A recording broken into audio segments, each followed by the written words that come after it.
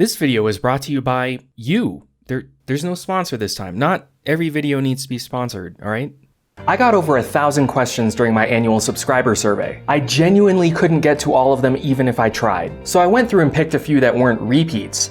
Even then I had over 100, so I had to cut even more. But first, I wouldn't be able to do this without the support of all of you, whether you watch my videos, buy my merch, or support me on Patreon. YouTube's revenue is nice, but unpredictable. A year ago, I started doing YouTube full-time, so I owe a special thanks to all of the people that helped make that possible. Here are all of my Golden Fork patrons who pledged 50 and up.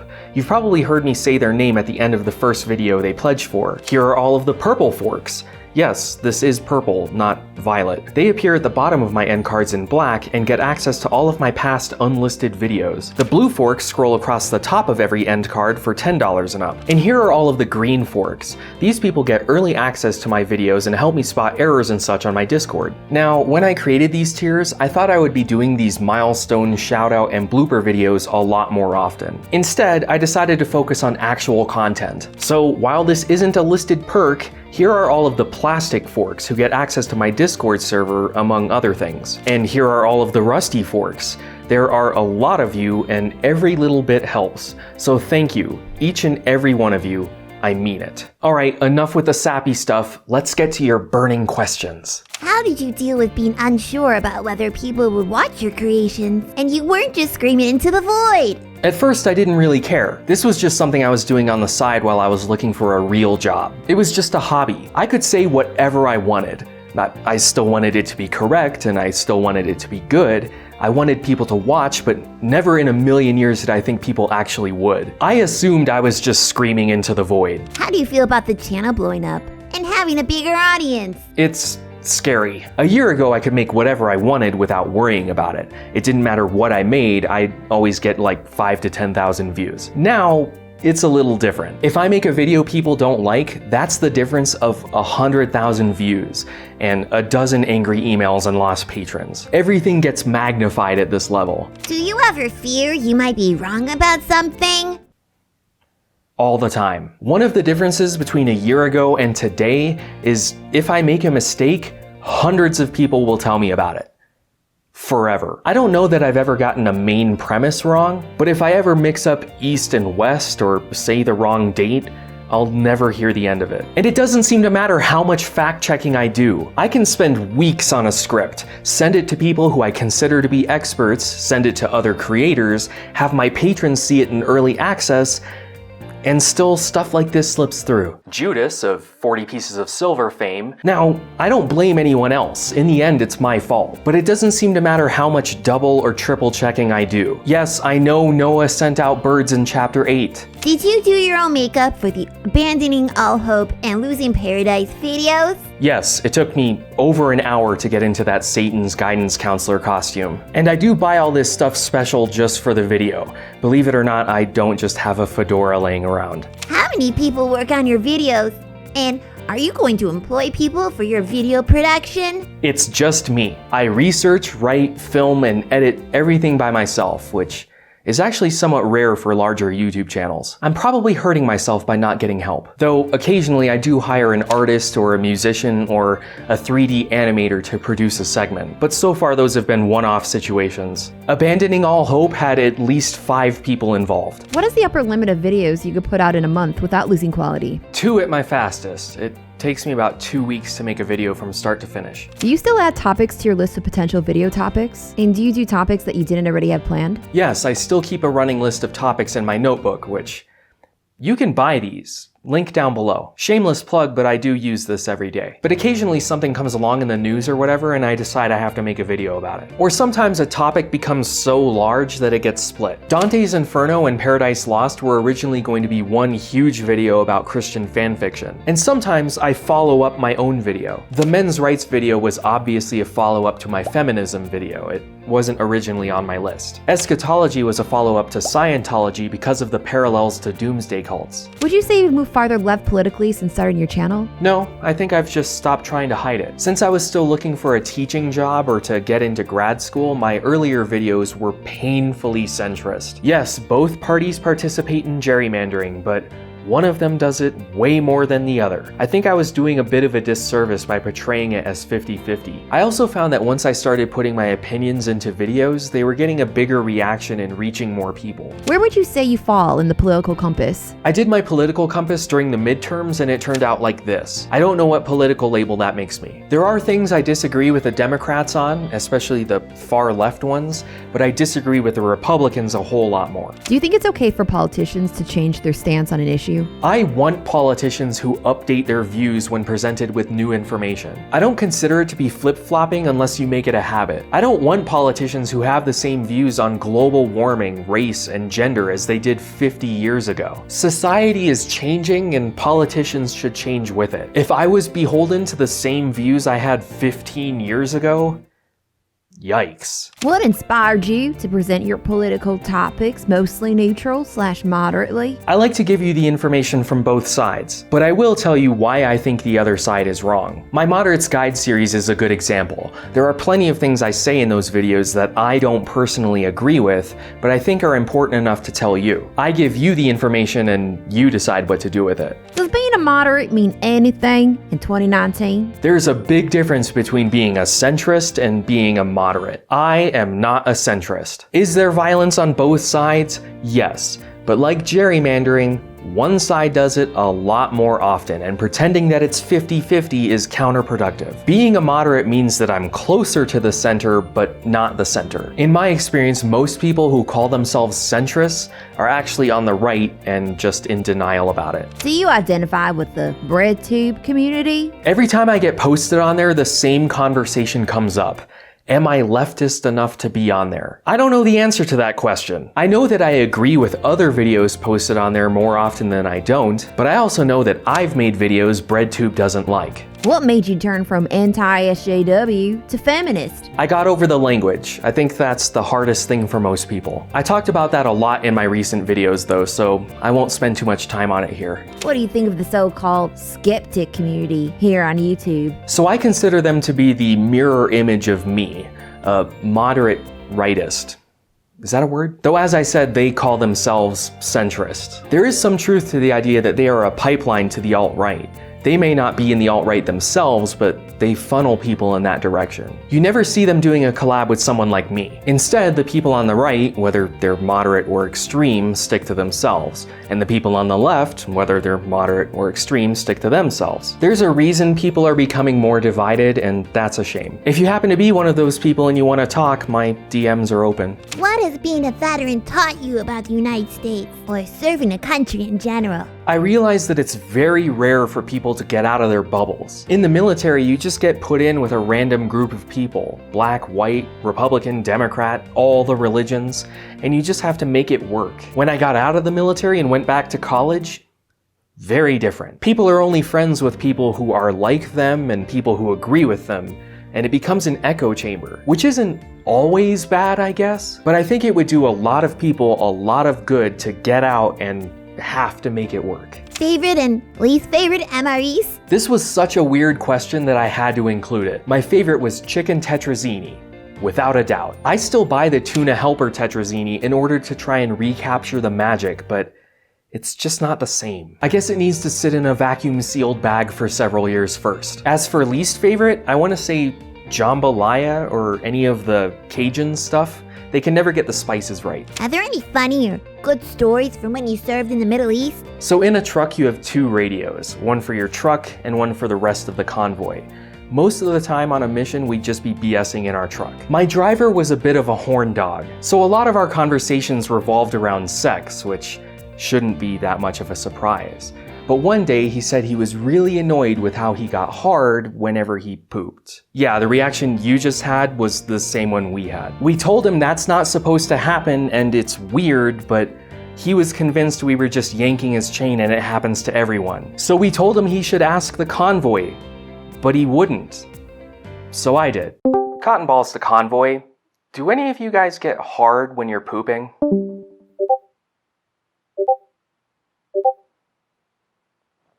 Damn it, Horndog, what the hell is wrong with you? Even though I was the one asking the question, they knew I wasn't the one asking the question. How do you feel about younger audiences watching your videos?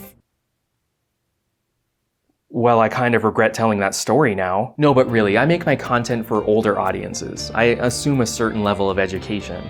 If younger people watch my stuff, like it, and understand it, that's cool too. Why did you end up getting out of the army? My enlistment was up and I decided that was enough for me. I wanted to be a teacher, so I went to finish my degree. What's your educational background? I have 2 bachelor's degrees, one in secondary social studies education, where I focused on modern world history, and one in psychology, where I focused on how the brain receives and processes information. Are there any topics you have covered in the past that you would like to revisit? Yes, my Color and Vision series. Nothing I said in that series was wrong, but I think I could present the information better, especially now that I'm better at editing. I made those videos on 0 budget and I had 1,000 subscribers. So I think I could do a better job of explaining the difference between purple and violet and all of the other colors, as well as how we see in general. Do you plan on doing history videos still? Yes, I think history is important and I will be coming back to it. If you haven't noticed, I seem to go through phases on YouTube. I used to be more focused on psychology, then history, and more recently politics. I still do all 3, but my main focus has shifted over time. It really just depends on what I'm interested in, what topics easily flow into each other, and what's going on in the world. But yes, I do have a number of history topics in the works. Which period in history do you find the most interesting?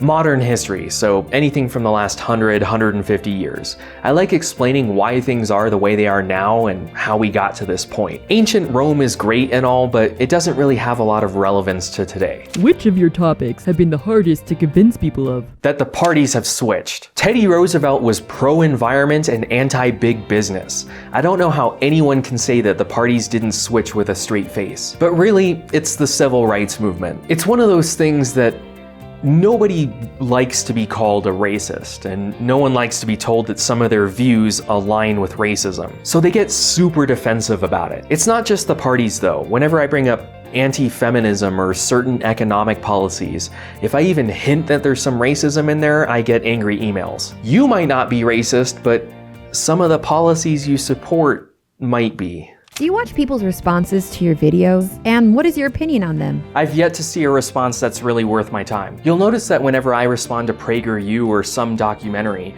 I watch the whole thing several times and respond to the points they bring up, not necessarily in the same order. I say when they're right, I say when it's worse, and I say when it's better. But so far, every response to me that I've seen has been a line-by-line breakdown, and you just can't do it that way. You end up pausing and saying, oh, he's wrong, or I bet he's gonna say this, and then keep going. Sean has a good video about how Sargon does this while reading. When you do that, you end up making the original source sound worse when they would have covered that in the next line, or in the next few minutes, or they do present the other side. But you keep pausing to insert a joke. What is the weirdest thing about being a YouTuber professionally? The fact that people want my opinion on just about everything is a little strange. Not just things that I've made videos on, but like, what do I feel about Nike pulling their Betsy Ross flag shoes? I certainly have opinions, but knowing that some of you are waiting for my response to some trending Twitter topic is not something I expected. Getting recognized in public is a little weird too. What's your dating life like? Do women ever ask you out because you are YouTube famous? Being a YouTuber has yet to help me in that regard. Yet. Ladies. How do you balance work and personal life? Poorly. Some days I work from when I wake up at 8 until 2 in the morning. Other days I don't do any work at all. It's terrible and I should really make a schedule or something. What are your thoughts on the final season of Game of Thrones? It was rushed. I don't think anyone can deny that. The last 6 episodes could have easily been 2 10-episode seasons. It would have given them more time to flesh out the arcs. I don't hate it, but I was disappointed. What are your top 3 favorite movies ever? This changes all the time. I couldn't make a list that would stay the same forever. But currently, I think Battle Los Angeles was incredibly underrated. If you look closely, you can see the aliens behaving like humans. I also like Edge of Tomorrow, another military aliens one, but I like the Groundhog Day twist. And Inside Out, there are a lot of little psychology jokes in there. The song from the gum commercial. You know, sometimes we send that one up to headquarters for no reason. What do you think of movies these days? I don't like how expositional they are. You don't need to explain everything. There's nothing controlling the trolls anymore. We know that. We can see them dropping out of the sky. But I know if they didn't say that, there'd be someone who doesn't understand. I don't like that they make movies for the lowest common denominator. I know why they do it, they need to increase sales, but can we go back to assuming people understand what they're seeing, please? Also, not everything needs a sequel. John Wick was a good movie, it didn't need a part 2 or 3. How much sign language do you know exactly? How often do you use it? Not much anymore, and pretty much never these days. I mostly just do it because I like making you all confused about why I do my 3s like this. Would you recommend ferrets as a pet? Yes, they're awesome. They're like a dog's personality in a cat-sized body. They don't make any noise and they sleep for 20 hours a day. They're perfect for someone like me. My first apartment didn't allow dogs or cats, so I got a ferret and I've been hooked ever since. But if I'm ever forced to choose between dogs and cats, dogs, by far. What is the most common misconception that people have about you? I'm white. Get over it. Oh, what's your favorite guilty pleasure fast food? French fries. Though lately I've been on a Cheetos binge, they keep bringing me back with all their new flavors.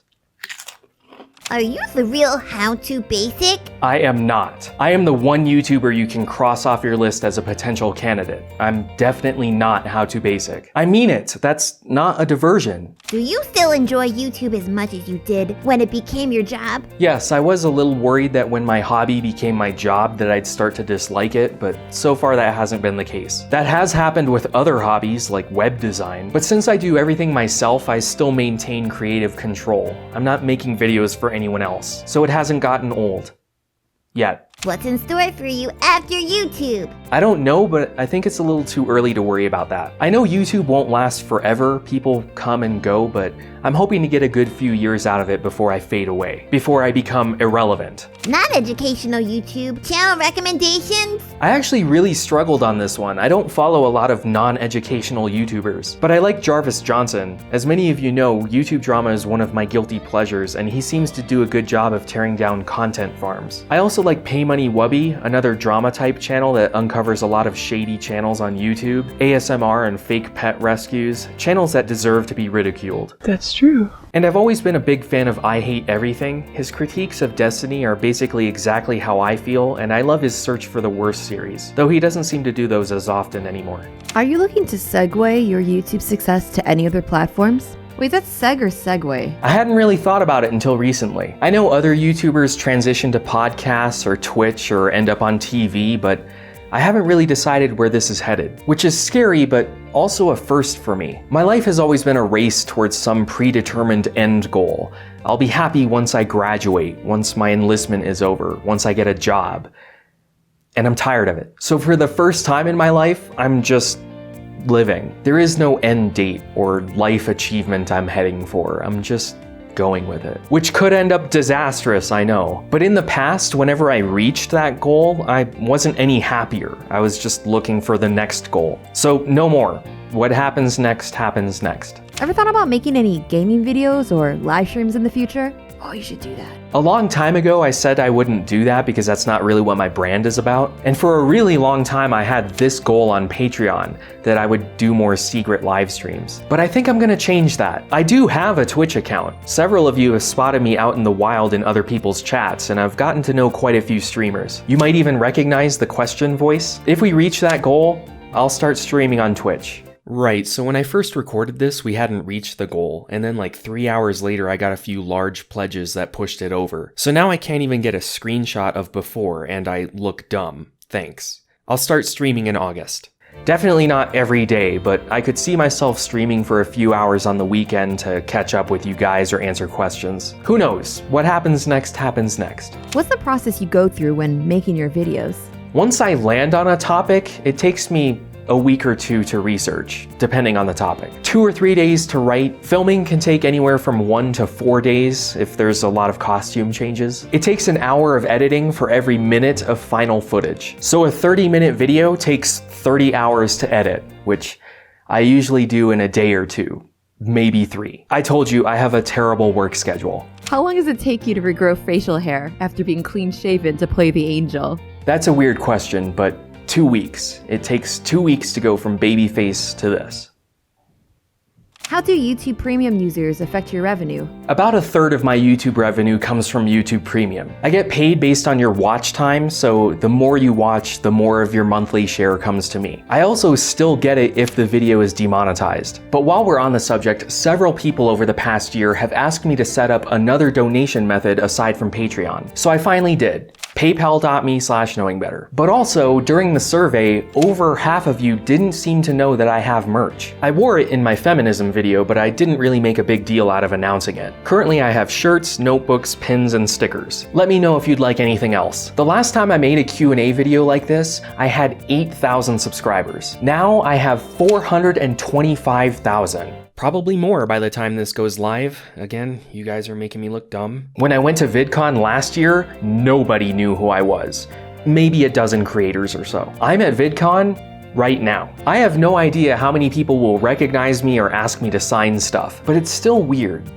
Every time. I can't express to you how awesome it is that so many of you enjoy what I make and I'm able to do this for a living. I hope to keep doing it. I've taken your feedback from the survey and I'm gonna use it to improve the channel, and I hope you stick around because now you know better. I released this on a Saturday, so if you're still at VidCon, you can say hello. The bloopers for the last year are up on Patreon at patreon.com/knowingbetter. In the meantime, don't forget to ask that subscribe button, check out the merch at knowingbetter.tv, follow me on Twitter and Facebook, and join us on the subreddit.